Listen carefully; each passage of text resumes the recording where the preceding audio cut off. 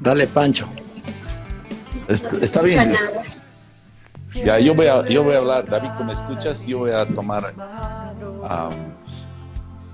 lo que queremos anunciar, hermanos, es que vamos a tener Santa Cena el próximo domingo. Amén. Ya. Lo que estamos pensando, creemos en el Señor. He escuchado a alguna persona que decía que no se podía hacer o no estaba de acuerdo en hacer una Santa Cena virtual, pero yo veo que sí se puede, porque Dios está en todo lado. El cuerpo del Señor, estamos unidos en el Espíritu, aunque lo ideal es estar presentes, pero vamos a tener Santa Cena el próximo domingo. Entonces cada uno prepare, ya sea un vasito según la familia o la cantidad de hermanos de quienes van a participar en casa. Pueden hacerlo con vinito de una manera muy mesurada, tener sus copitas y cada uno en su casa, o aquellos que quieren pueden usar jugo de uva. Hay en los mercados, se pueden conseguir, o aún se puede hacer que se compran unas uvas y pueden hacer un jugo, ¿no? No se necesita mucho, sí, Señor, también pan, y vamos a tener una celebración de Santa Cena. Yo estoy convencido, porque la palabra de Dios nos habla de que estamos sentados en lugares celestiales juntamente con Cristo. Entonces creo que en el Espíritu, lo que nos une es el Espíritu. Indudablemente, como les decía, es bueno tener estar presencialmente en la parte física, pero en este caso yo estoy seguro de que el Señor hace aceptable, porque nuestra comunión es en el Espíritu. Somos bautizados en un solo cuerpo por el Espíritu Santo. Entonces creo totalmente que es viable el tener esta Santa Cena entre nosotros. Amén. Eso era básicamente lo que se te quería anunciar. Y voy a aprovechar también para invitar a los hermanos que si pueden, si están con cámara, puedan encender sus cámaras y poder vernos, ¿no? Para no hacerlo muy despersonalizado. Ahora, si no, por algún motivo, está bien, pero sería bonito también poder vernos. Algunos, si tienen muy baja la calidad de internet, pueden mantenerlo solamente la parte de la voz. Y ahora, como habíamos anunciado de otras maneras, que tenemos el gusto de estar con Yamé en vivo, transmitiendo él desde Brasil, ¿ya? Gracias, Yamé, por estar con nosotros. Hemos estado escuchando tus meditaciones, las que nos has enviado, y pues han sido de bendición. Y como siempre, hermano amado, tenemos en nuestro corazón que nos une tan fuertemente el aprecio, la historia, la vida y por sobre todo el amor de Dios entre contigo. Así que quiero agradecerte, Yamé, por este tiempo que vas a compartir la palabra. Quisiéramos que hagas llegar a tu esposa, a tus hijos, a la iglesia, un abrazo caluroso desde este invierno de La Paz, pero aún así estamos en el amor. Hay mucho calor, un calor fraterno. Por favor, Yamé, gracias por darnos este tiempo, prestarnos para poder compartirnos la palabra, y pues vamos a estar atentos. Voy a pedir a los hermanos que oremos, inclinemos nuestros rostros, oremos para que nos comparta Yamé. ¿Está bien? Señor, te damos gracias porque para ti no hay límites, no hay espacio, no hay tiempo, no hay tamaño. Señor, tú lo llenas todo en todo, Señor. Señor, es tanto como estar en Brasil o estar en cualquier otro lugar, Señor, eres el mismo. Como dice el salmista, si subiera a los cielos, ahí estás tú. Si bajo lo más profundo, ahí estás tú. Señor, gracias, porque no hay distancia, no hay límites, Señor, a la presencia de tu Espíritu Santo, porque tú lo sostienes todo. Señor, por tu palabra, Señor. En este instante estamos acá, Amén. delante de ti, Señor, por la sangre de Cristo. Amén. Señor, como Amén. iglesia, Señor, Amén, Pai. unidos, Señor, gozosos, a veces en momentos de la prueba, como ahora, Señor, estamos gozosos por tu misericordia, Señor, porque esta vida es breve, Señor, y no viendo las cosas que se ven, sino aquellas que no se ven, porque las que no se ven son eternas y esas son las que nos unen, Señor. Amén. Señor, Amén. oramos, Señor, para que tú bendigas, levantes esta peste, Señor, que has derramado con tu ira, Señor, sobre la humanidad, pero no una ira de condenación, sino una ira llamando al arrepentimiento. Señor, conviertas la humanidad, Señor, y levantes esta etapa, Señor, para que podamos vernos cara a cara, físicamente, Señor, y gozarnos, Señor, en la comunión de tus santos, Señor. Amén, Y se haga Señor. todo aquello que tú tienes planeado, Señor, por este tiempo, Señor. Conviertas el corazón de aquellas personas, Señor, que no te Amén, creen, Señor. que no conocen, Señor, que han sido Amén, rebeldes, Señor. Señor. Amén, Pai. Señor, venga en multitudes, Señor, y podamos, Señor, ministrarlos. Señor, gracias. Gracias te damos otra vez por tu Amén, misericordia y encomendamos tu palabra, nos des oídos. Señor, nos des gracia para entender y comprender, Amén, las Señor. riquezas que nos has dado en Cristo Jesús. Señor, gracias. Amén. En el nombre de Jesús te encomendamos este tiempo. Tu palabra, Señor, prospere en nuestros corazones, en tu iglesia. Amén, Señor. Amén. Amén. Amén. Amén. Muchas gracias por la invitación. Cuando Pancho me invitó por WhatsApp, preguntando si yo quería grabar alguna cosa para enviar o estar en vivo, por supuesto que escogí estar en vivo. No podría perder este momento.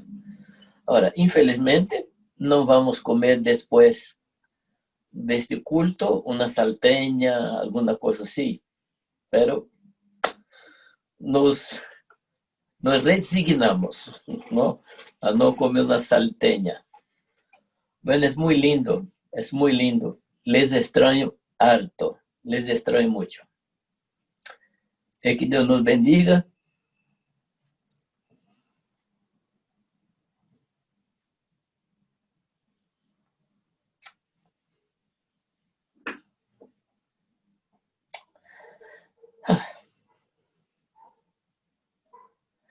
Bueno, aqui está Irani. Bom dia, irmãos amados.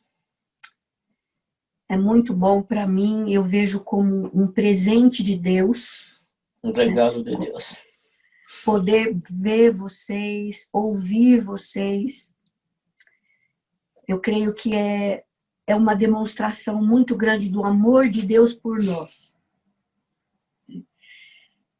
Em meio a dias tão difíceis, né, quando a gente ouve muitas notícias que nos abate, Deus tem nos presenteado com momentos como esse. E eu louvo a Deus. Eu louvo a Deus pela vida da igreja.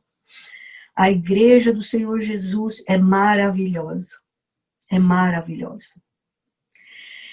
Ela tem as marcas de Jesus. Ela tem a beleza de Jesus. E eu louvo a Deus pela vida da igreja.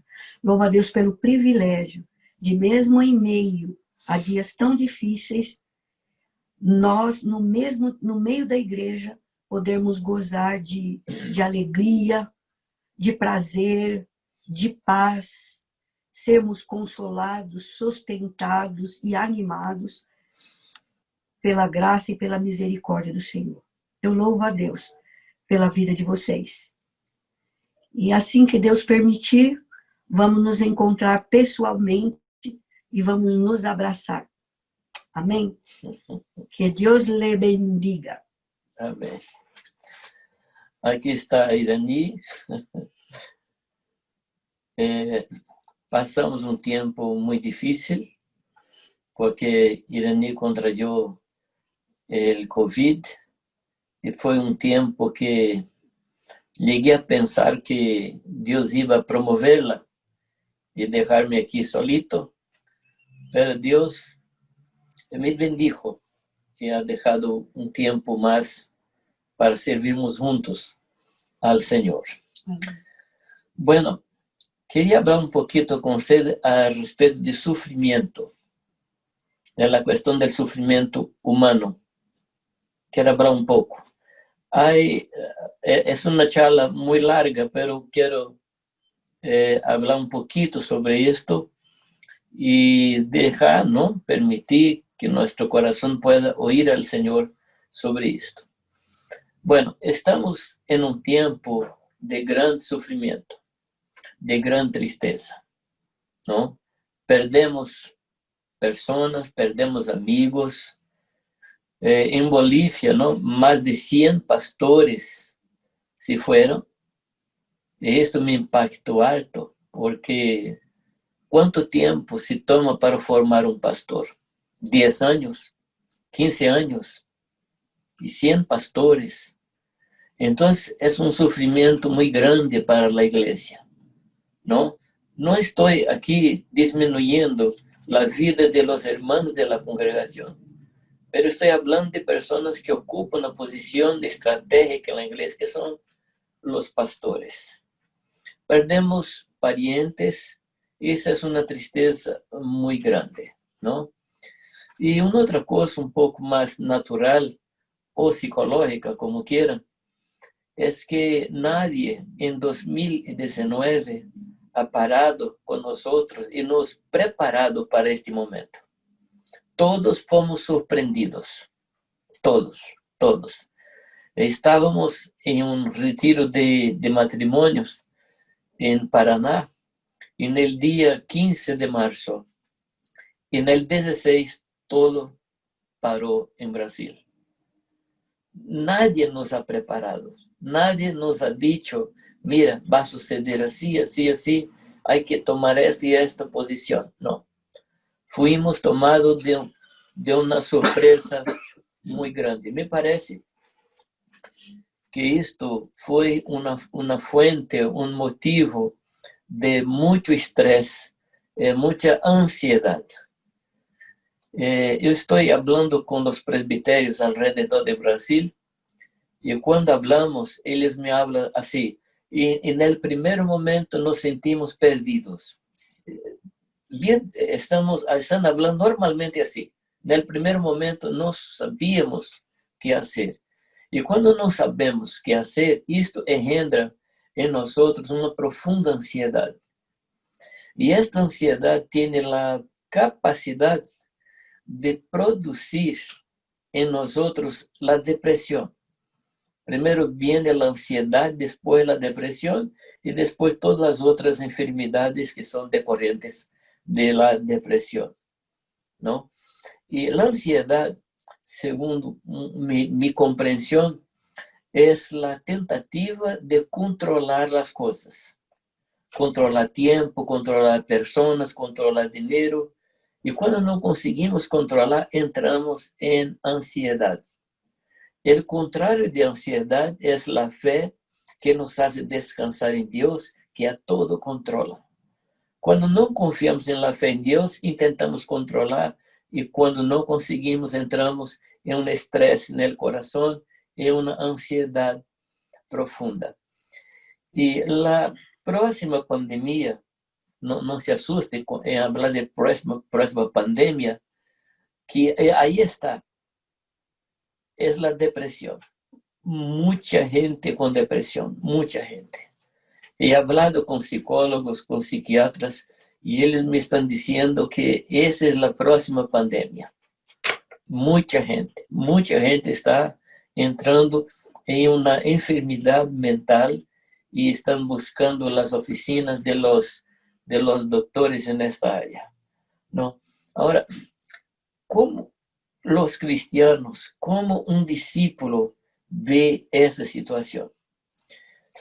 De hecho, esa situación de no conseguir reunir, de no conseguir estar juntos, no es nueva para la iglesia. Estamos probando esto, pero no es nueva para la iglesia. podría decirles que ahora, en este momento, hay partes de la iglesia en la faz de la tierra que no se puede juntar, que no se puede siquiera juntar en las casas. Si una familia se junta para leer la escritura, se permite, pero no se puede cantar, porque si canta, configura un culto y la policía no permite. ¿No? No sé si están acompañando la situación de la iglesia ahora en China. No sé si están acompañando. La situación de la iglesia es terrible en China, ¿no?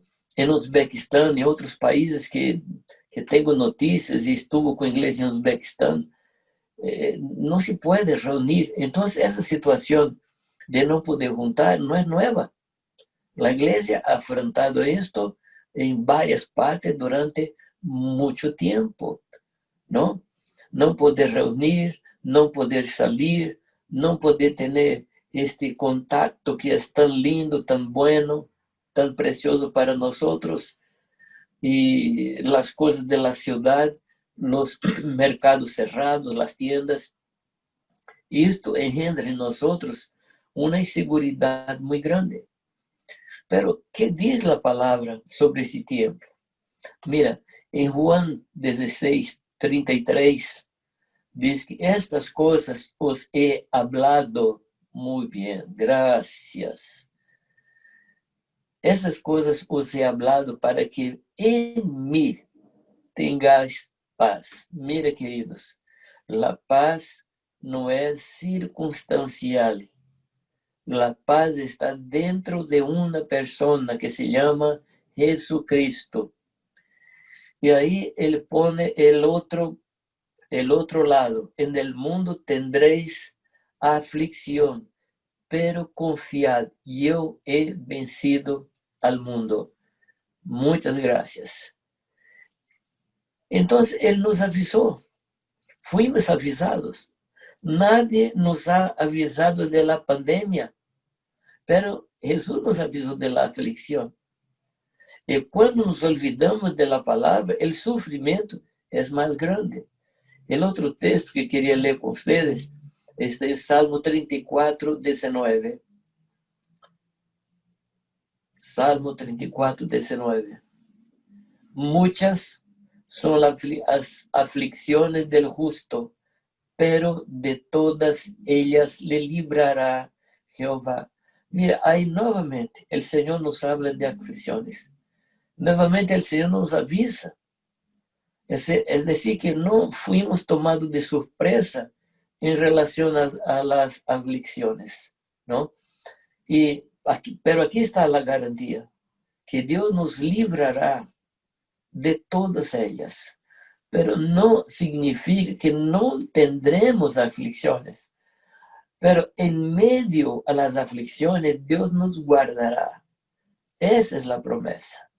Y eso sí está más claro en 1 de Juan 5:18, es el tercer texto que vamos a leer.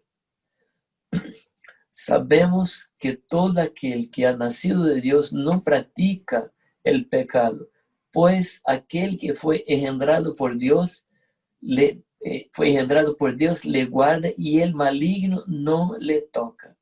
Aquí está otra garantía de Dios. La primera garantía es que Dios nos libra de la aflicción. La segunda cosa es que el maligno no nos toca. Bueno, para que esto suceda, para que Dios nos libre en medio de la aflicción, debemos estar dentro de Él. ¿Y por qué estamos dentro de Él? En este lugar, el maligno no llega. El maligno no está en este lugar donde estamos. Estamos asentados en las regiones celestiales, como nos habló nuestro hermano. Estamos guardados en Dios, en las manos del Señor. Y aquí está, en este lugar, el maligno no llega para tocar en nuestras vidas. Entonces tenemos garantía. La garantía es que Dios va a nos guardar, pero no hay garantía que no tendremos aflicciones. No hay esta garantía. Es verdad que hay personas que predican que el cristiano no sufre. Incluso hay un dicho en una determinada denominación que dice: pare de sufrir. Pero ¿cómo? La única manera de parar de sufrir es muriendo. Si morremos, paramos de sufrir, porque vamos a estar con el Señor. Pero mientras estamos aquí, estamos bajo sufrimiento, ¿no? Estamos bajo esta presión que aquí hay.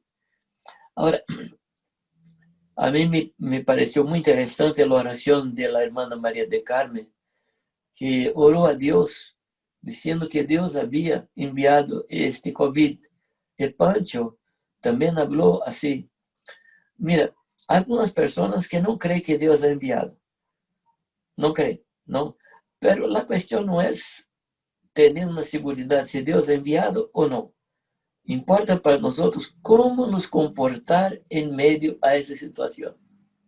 Ese es el punto, cómo nos comportar en medio de la situación. Quiero recordar a ustedes que cuando Dios libró al pueblo del Egipto, Dios libró en medio a epidemia. 10 plagas allí estaban, que tomaba todo Egipto, pero no llegaba al pueblo de Dios. Los primogénitos del pueblo de Dios no murieron, aquellos que estaban bajo la sangre. Las tinieblas no llegaron a las casas de los hijos de Dios, del pueblo de Dios, ¿no? Entonces las plagas no llegaron a la casa del pueblo de Dios. Ahora, ¿por qué las plagas? ¿Por qué las plagas? ¿Se acuerdan que Dios había llamado a su pueblo para un ministerio? Y el ministerio del pueblo era esparcir el nombre del Señor en todos los lugares.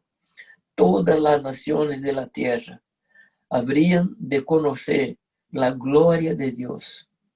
Pero la gloria de Dios, el conocimiento de la gloria de Dios, no puede suceder si no hay un pueblo que le anuncie, un pueblo que no le muestre, un pueblo que no demuestre. Porque nadie puede predicar el evangelio si no fuera anunciado, nada si no fuera enviado. Nadie puede anunciar la gloria de Dios si Dios no nos envía. Y Dios estaba alistando un pueblo para esparcir este pueblo en todas las naciones, para predicar su palabra, predicar su nombre, anunciar sus virtudes y hacer conocida la gloria del Señor. Pero este pueblo que Dios estaba llamando, que Dios había separado, estaba en Egipto 430 años.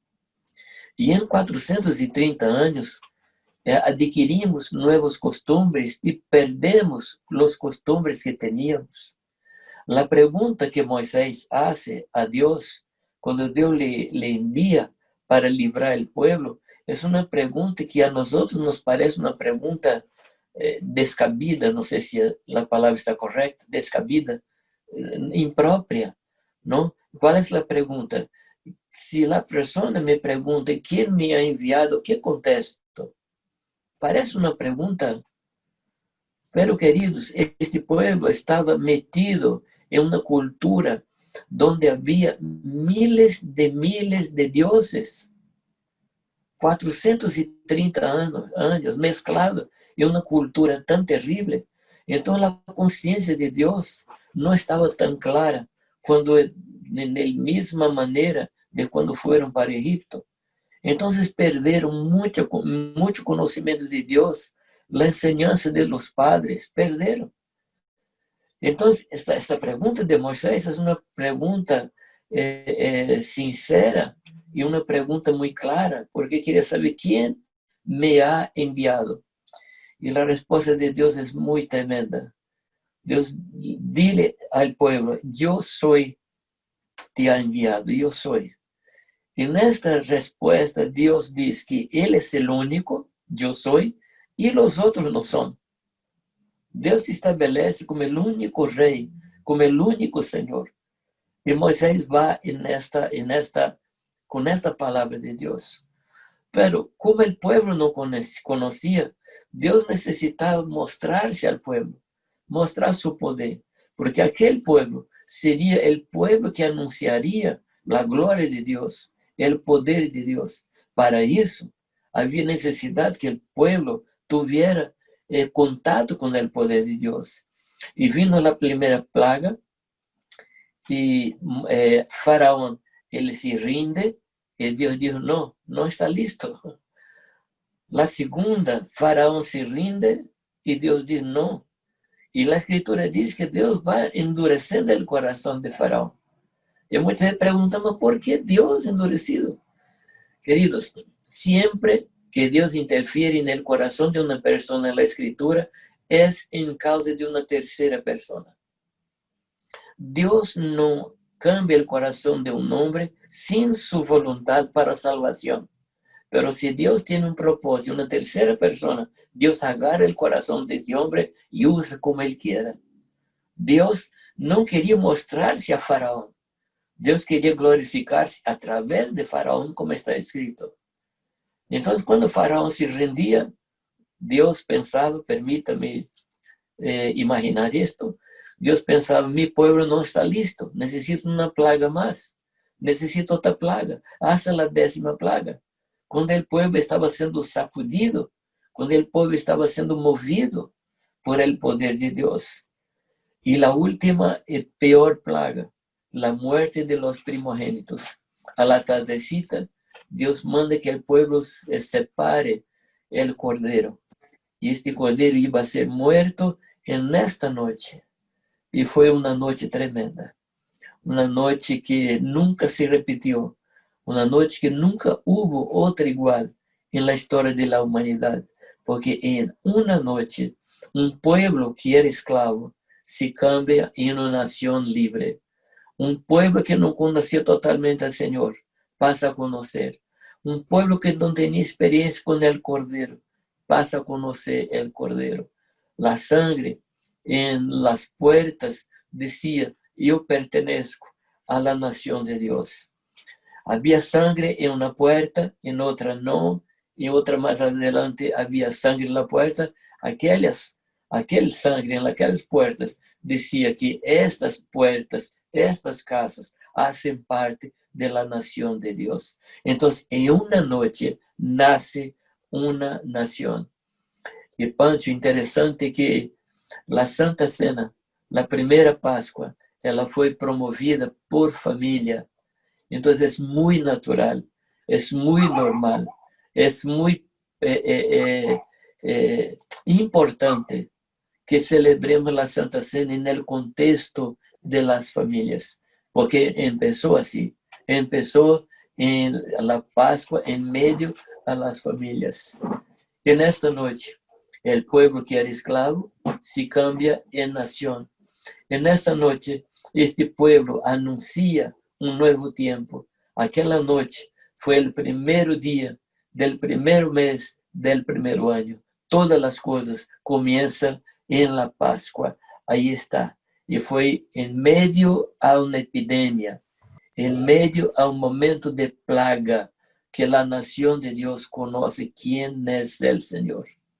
Yo creo, queridos, que estamos en un momento que vamos conocer quién es Dios. Que vamos tener una experiencia con Dios que nunca tuvimos. Pero es muy importante que miremos al Señor, que reconozcamos al Señor en este camino, en este momento que están viviendo, para que Él aderece nuestras veredas. Necesitamos reconocer que Dios está en todo esto.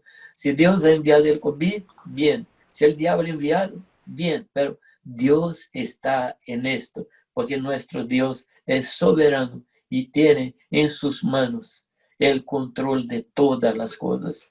No somos huérfanos, no somos huérfanos.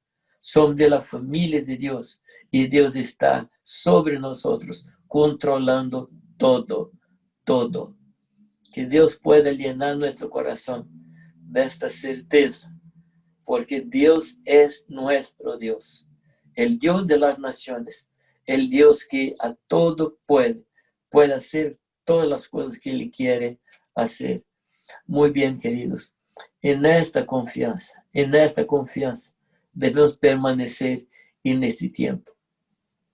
Como les hablé, yo estoy haciendo un viaje virtual por todos los presbiterios que cuido. Y mira, todos me dijeron, en el primer momento no sabíamos qué decir. Pero en la medida que íbamos trabajando con el pueblo y mirando lo que Dios estaba haciendo, percibieron que está acontecendo un avivamiento en las familias. Padres que nunca habían orado por sus familias están orando. Nunca habían puesto las manos sobre su esposo, sus hijos están haciendo. Padres que nunca habían leído las escrituras con la familia están haciendo. La vida de oración está cambiando. A Dios gracias por el COVID. Por supuesto que es una situación muy triste, por supuesto. Pero en medio a la tristeza estamos viendo la mano de Dios. Dios está produciendo avivamiento. Hemos visto personas volviendo a la iglesia. Hemos visto personas que nunca habían conocido al Señor se rendiendo a los pies de Cristo. Hemos bautizado. Por la primera vez en mi vida, yo hice una ordenación de diáconos virtual. Yo nunca había impuesto mis manos virtualmente. En el Espíritu Santo, un estado aquí en Brasil. Y de aquí, varias partes de Brasil, juntamos un grupo de hermanos y bendecimos a los diáconos de la ciudad. Y allí también no podría reunir virtual, no podía reunir presencialmente. Entonces, en las casas, las familias ungieron a los diáconos. Y fue algo tremendo. En noviembre, en septiembre, tendremos otra ordenación de presbíteros. O sea, queridos, la iglesia no está parada. La iglesia no está cerrada. Estamos trabajando. Dios me ha dicho que una palabra muy fuerte que Dios me ha hablado es la palabra adecuación o adaptación. Debemos nos adaptar. Adaptar a los medios que tenemos. Una cosa que, hablando a los hermanos, es que a mí no me gustaba el Facebook. Yo consideraba alguna cosa así. A mí no me gustaba. Pero yo estaba orando, Señor, ¿cómo puedo hacer para estar con los hermanos? Porque Pablo estaba en la cárcel y de allí nos ha enviado cartas tremendas, como Filipenses, Colosenses, Efesios, cartas tremendas. Y él nos dice, yo estoy en la cárcel por la palabra, pero la palabra no está algemada, se dice, no está prendida la palabra de Dios. Entonces, yo tomé la decisión de usar las herramientas que tengo. Y mis hijas a tiempos atrás crearon una cuenta en Facebook, crearon una cuenta en Instagram, y yo nunca usaba. Estaba ali, pero empecé a usar. Queridos, yo estoy escribiendo un nuevo libro de la vida de Nehemías y cada día yo pongo ali aquilo que escribí. Y muchas personas están siendo bendecidas. Un hermano de Congo, un pastor de Congo, escribe para mí siempre en inglés, en francés y en italiano. Y el santo Google me ayuda a comunicarme con este hombre, ¿no? Personas de Pakistán, de India. Entonces, a Dios gracias. No podemos cambiar el contenido, pero podemos cambiar el vehículo, podemos cambiar la herramienta, no podemos cambiar la palabra, pero podemos cambiar la manera de llegar a las personas, ¿no? Entonces, adaptación, necesitamos nos adaptar a este tiempo. No sé qué está en el corazón de ustedes, no sé. Pero, mira, no creo que vamos a ser nuevamente como éramos antes. La iglesia nunca más será la misma iglesia, nunca más. A Dios gracias. La iglesia que conocíamos, no la conoceremos más. Entonces debemos permitir que Dios nos cambie en este tiempo de adaptación. La otra palabra que Dios me ha hablado harto es la palabra resiliencia. No sé cómo sería en castellano, me parece que es la misma palabra. Resiliencia es la capacidad de pasar por presión y se mantener el mismo. Y la iglesia necesita tener resiliencia, pasar por presiones y se mantener igual. con el mismo ánimo, con la misma fuerza, caminando con la misma alegría, bajo las presiones. Porque la Escritura nos enseña que en este mundo tendremos aflicciones. Y un otro aviso de Pablo es que todos aquellos que en los últimos tiempos quiserem viver una vida justa y piedosa, padecerán persecuciones. O sea, queridos, vendrán más persecuciones. No te asustes, las persecuciones vendrán, pero las persecuciones vienen para formar nuestro carácter en Dios. Yo quería mostrar a ustedes algunos pensamientos. No voy a conseguir hablar todo lo que tengo escrito aquí. No importa. Ustedes saben que a mí no me importa hablar todo lo que es escrito, ¿no? Hablo lo que puedo. No. Hay tres actitudes en la humanidad con relación al sufrimiento. La primera actitud es la actitud occidental, la actitud del donde estamos viviendo. La actitud occidental delante del sufrimiento es: no quiero sufrir, pare de sufrir. Algunos dicen que si tú estás sufriendo, Dios no está bendeciendo a ti, ¿no? Y los medicamentos, las medicinas son cada vez más fuertes para impedir, para que no suframos.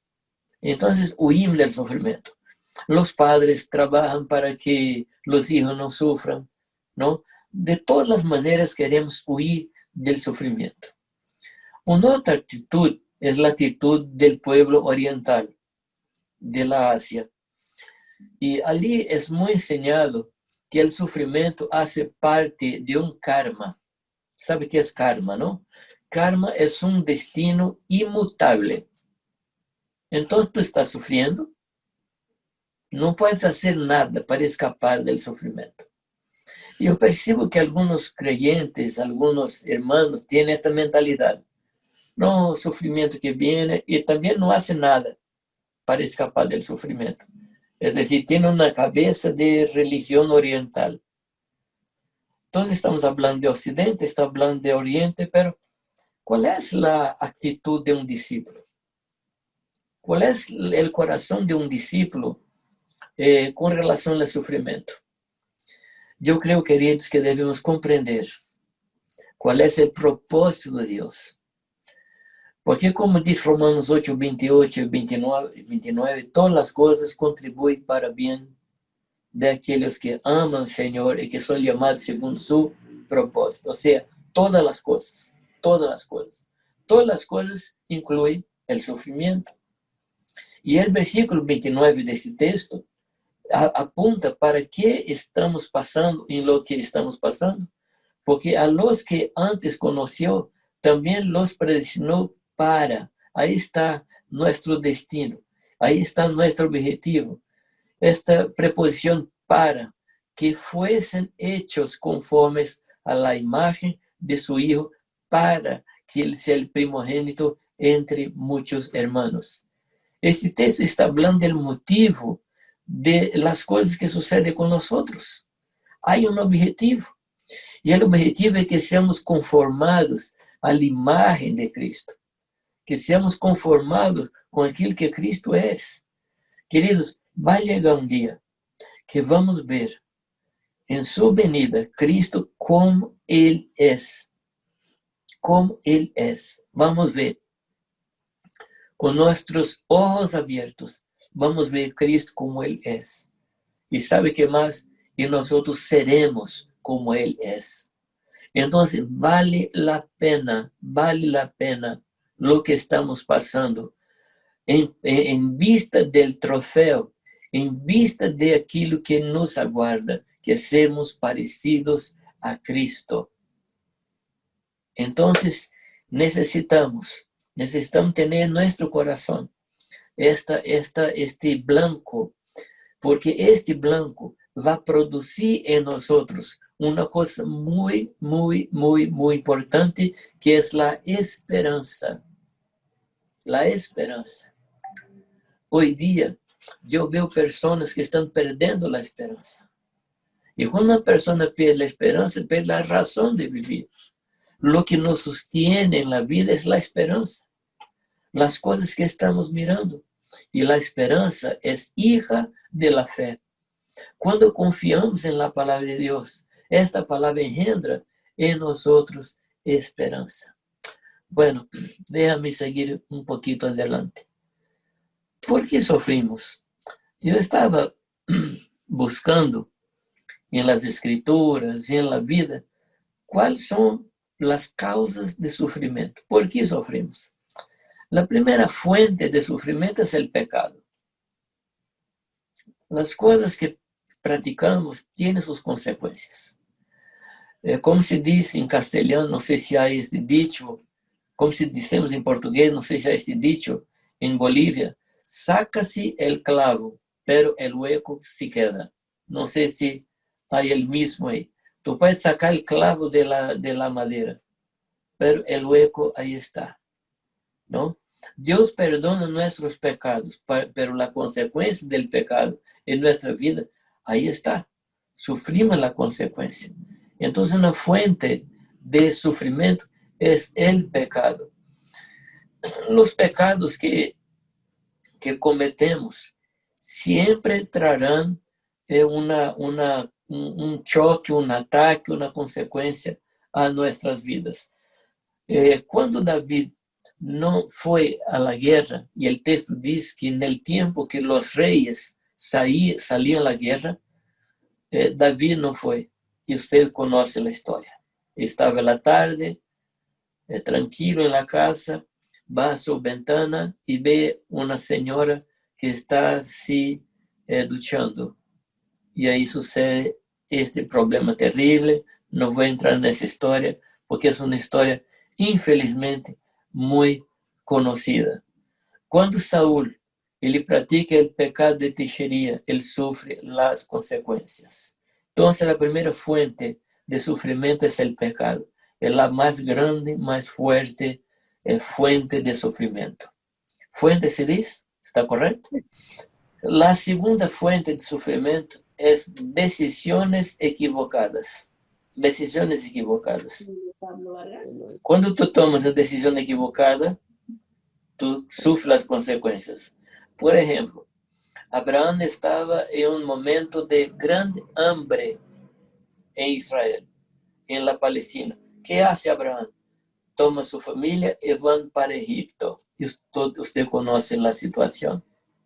Decisión equivocada. Cuando llega en Egipto, él ofrece, como que ofrece su esposa Sara, ¿no? Y para Faraón. Ele pone em risco toda uma história, pone em risco toda a história que vendria. Outra decisão equivocada, a decisão de David. Mira, estou falando de homens importantes para que sepamos que nós não somos solitos em las decisões equivocadas. Há pessoas muito mais importantes que se equivocaram.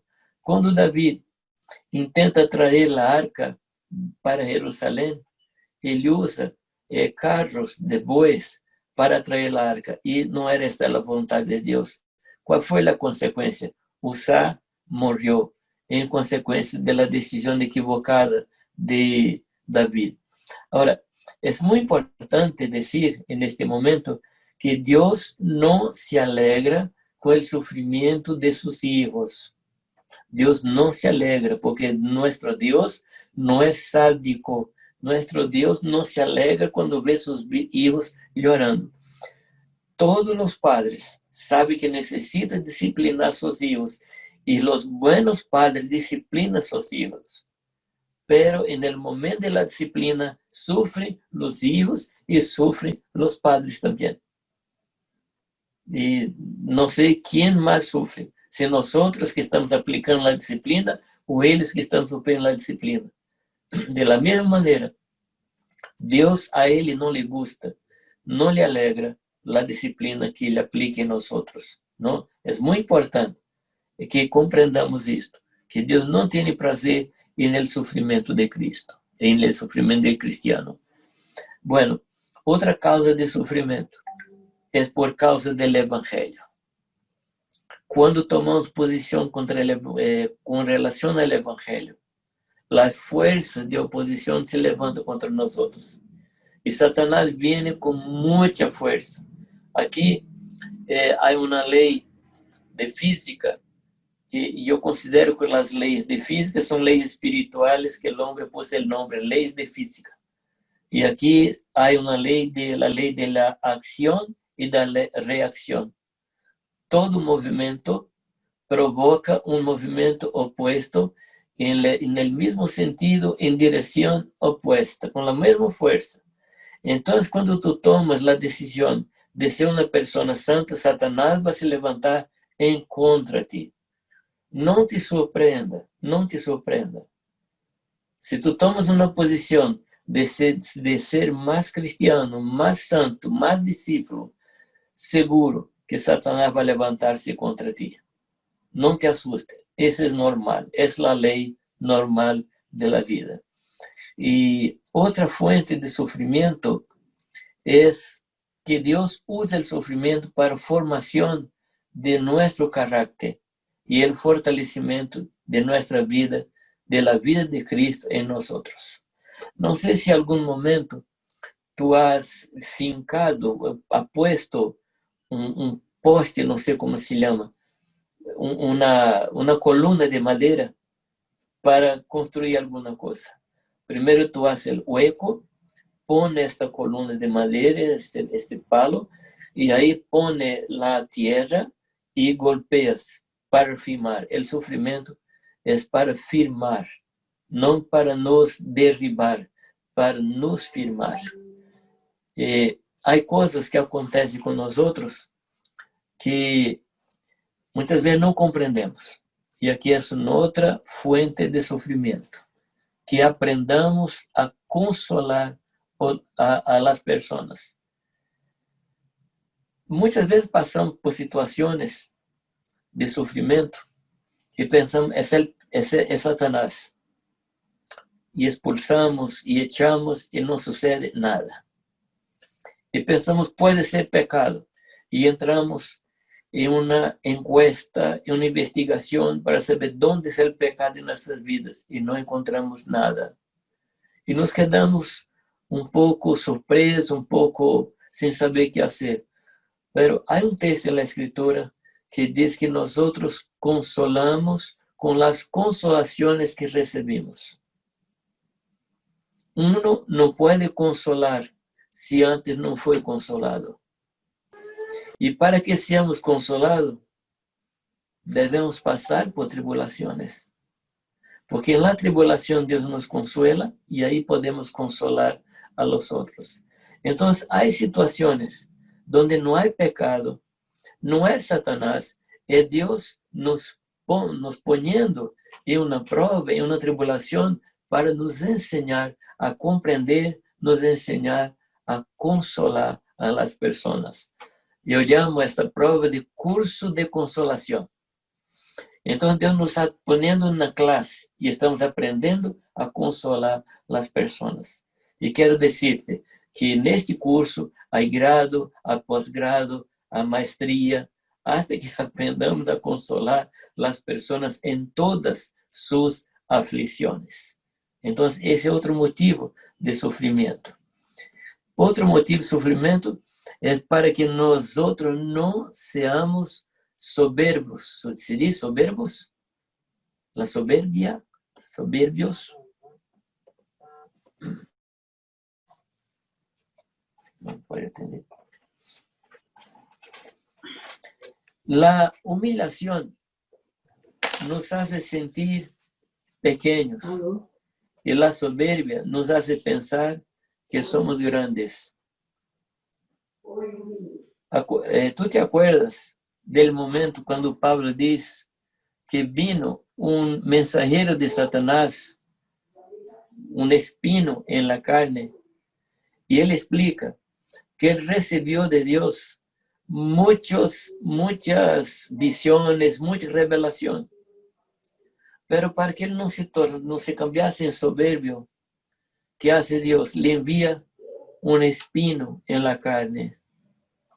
Y muchas veces el sufrimiento es para mostrar nuestra humanidad, para mostrar que somos débiles, para mostrar que somos personas que necesitamos del Señor. Entonces, esa también es una causa de sufrimiento. Otra cosa, otra causa de sufrimiento es para que aprendamos a obedecer al Señor. La obediencia no es un don. Nosotros no podemos decir, Señor, dame el don de la obediencia. Querido, no existe don de obediencia. Porque obediencia es un aprendizaje. En Hebreos capítulo 5, habla que Cristo aprendió a obedecer por las cosas que sufrió. Mira, Cristo en los días de su carne, ofreciendo ruegos y súplicas con gran clamor y lágrimas al que le podía librar de la muerte, fue oído a causa de su temor reverente, ¿no? Y el versículo 8, y aunque era hijo, por lo que padeció, aprendió la obediencia. Y siendo obediente y habiendo sido perfeccionado, o sea, por el sufrimiento, para aprendizaje de obediencia, vino a ser autor de eterna salvación para todos los que le obedecen. Ahí está, queridos. Dios nos enseña a obedecer a través del sufrimiento. No hay nada más importante para nosotros, como humanos que somos. Esto viene desde la niñez. No hay nada más importante para mí y para ti que hacer nuestra voluntad. La cosa que más deseamos es hacer nuestra voluntad. Estoy hablando como ser humano, estoy hablando de ti como ser humano. Nada es más importante para mí. Desde niño, el niño quiere hacer su voluntad. Y el trabajo del padre es enseñarlo al niño que ni siempre puede hacer su voluntad, pero él quiere hacer. Y ahí viene la disciplina. La cruz de Cristo no es una persona. La cruz de Cristo no es un suceso, no es alguna situación. La cruz de Cristo es cuando nuestra voluntad se choca contra la voluntad de Dios y una de las voluntades debe morir. O la voluntad de Dios o nuestra voluntad. Las dos no ocupan al mismo tiempo el corazón del hombre. Otra ley de física. Dos voluntades no pueden permanecer en el mismo ambiente del corazón del ser humano. Una debe ir para la cruz. O la voluntad de Dios o nuestra voluntad. Y esto es un sufrimiento muy grande. Pero cuando nos doblamos delante del Señor, cuando nos rendimos delante de Dios, dejamos nuestra voluntad, la voluntad de Dios reina. Y esto es un momento de gran sufrimiento para nosotros. La obediencia, como les hablé, no es un don, es un aprendizaje. Vamos aprendendo a obedecer. A principio, obedeciendo cosas chicas y después aprendiendo a obedecer las cosas más grandes que Dios quiere nos enseñar. La última cosa, el sufrimiento viene para que aprendamos a guerrear. En Jueces 3, 1 a 5, quería leer este texto y estoy terminando con este texto.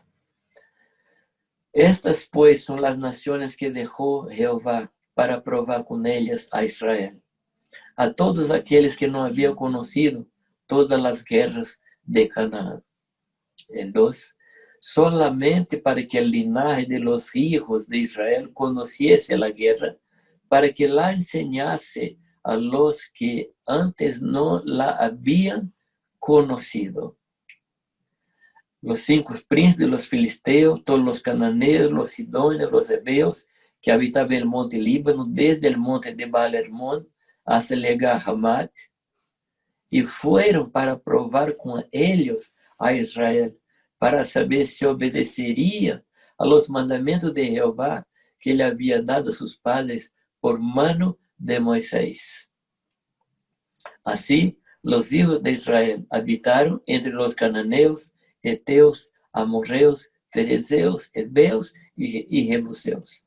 Entonces percibe, querido, que Dios permite sufrimiento, que Dios permite guerras para nos enseñar a obedecer y nos enseñar la arte de la guerra. Necesitamos aprender a pelear. Necesitamos aprender a guerrear. Necesitamos aprender a combatir. Y el sufrimiento nos ayuda. Queridos, si entendermos el corazón de Dios, vamos pasar con más alegría, vamos pasar con más paz por medio del sufrimiento. Que Dios nos ayude en este tiempo de gran sufrimiento a reconocer al Señor y aprender a reaccionar delante de las cosas, aprendiendo a sacar de todas las situaciones lecciones para nuestras vidas.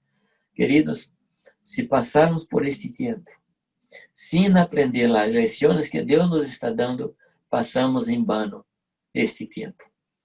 Un hermano me hizo una pregunta muy difícil.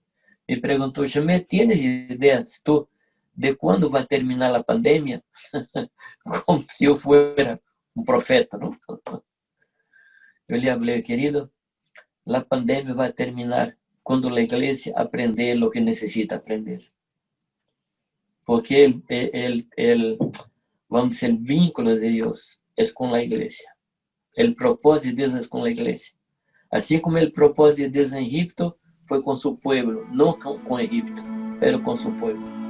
Yo creo que todo lo que está sucediendo es un propósito de Dios con su iglesia, para enseñar, para preparar, para alistar su iglesia, para que la iglesia haga la voluntad de Dios y sea como Dios quiere que ela sea. Que Dios nos bendiga. Gracias por este tiempo, gracias por escucharme una vez más. Gracias, son muy bondadosos. A tus pies arde mi corazón, a tus pies entrego lo que soy. Es el lugar de mi seguridad, donde nadie me puede señalar. Me perdonaste, me acercaste a tu presencia, me levantaste, hoy me postro a adorarte. No hay lugar más alto, más grande que estar a tus pies. Estar a tus pies, no hay lugar más alto, más grande que estar a tus pies, que estar a tus pies. A tus pies arde mi corazón, a tus pies entrego lo que soy. Es el lugar de mi seguridad, donde nadie me puede señalar. Me perdonaste, me acercaste a tu presencia, me levantaste, yo me postro a adorarte. No hay lugar más alto, más grande que estar a tus pies, estar a tus pies. No hay lugar más alto, más grande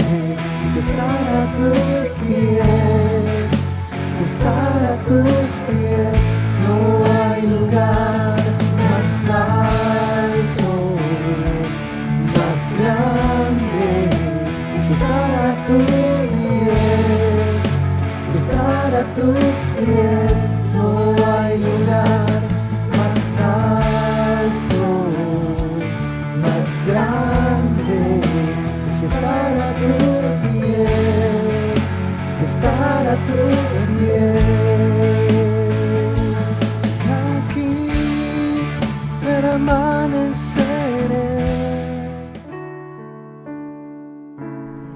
Esperamos que el mensaje de hoy haya sido de bendición para tu vida.